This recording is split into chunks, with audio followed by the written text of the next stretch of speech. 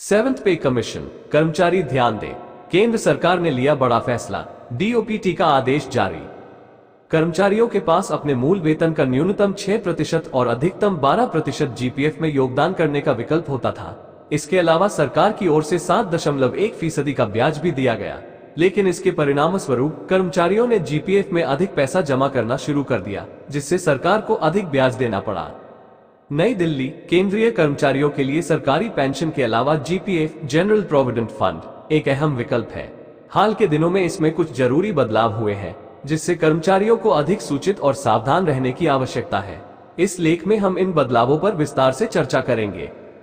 पहले कर्मचारियों के पास अपने मूल वेतन का न्यूनतम 6% और अधिकतम 12% जीपीएफ में योगदान करने का विकल्प होता था। इसके अलावा सरकार की ओर से 7.1% का ब्याज भी दिया गया, लेकिन इसके परिणाम स्वरूप कर्मचारियों ने जीपीएफ में अधिक पैसा जमा करना शुरू कर दिया, जिससे सरकार को अधिक ब्याज देना पड़ा।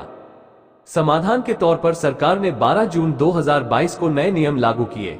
इन नियमों के मुताबिक एक वित्त वर्ष में कर्मचारी का योगदान और सरकार का ब्याज जोड़कर जीपीएफ खाते में 5 लाख रुपए से ज्यादा जमा नहीं किया जा सकता है। इस नियम का उद्देश्य व्यक्तिगत बचत को नियंत्रण में रखना है। ब्याज का भुगतान कैसे होगा? नए नियमों के चलते वित्त वर्ष 2022-23 में अगर किसी कर्मचारी के जीपीएफ खाते में 5 लाख रुपए से ज्यादा जमा है तो उसे इस पर ब्याज नहीं मिलेगा। इसके बदले उसकी रकम पर आयकर अधिनियम के तहत ब्याज दिया जाएगा।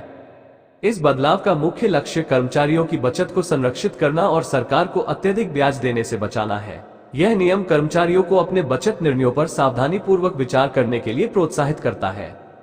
कार्यवाही की जरूरत। अब विभागों को इस नियम की प्राथमिकताओं को समझना होगा और अपने कर्मचारियों को इसके प्रति जागरूक करना होगा।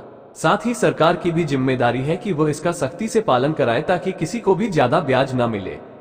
इस नए नियम के मुताबिक कर्मचारियों को अपनी बचत को लेकर सावधान रहने की जरूरत है। उसे बिना सोचे समझे बहुत अधिक बचत नहीं करनी चाहिए ताकि रुचि न खोए।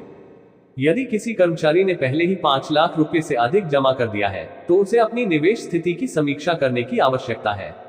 उन्हें अपने निवेश को जमीनी स्तर पर देखना चाहिए और अपनी बचत को संरक्षित करने के संभावित विकल्पों पर विचार करना चाहिए।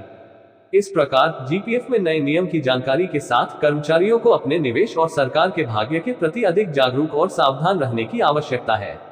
इससे ये सुनिश्चित होगा कि उनकी बचत सुरक्षित रहे और उन्हें संबंधित नियमों का पूरा लाभ मिले।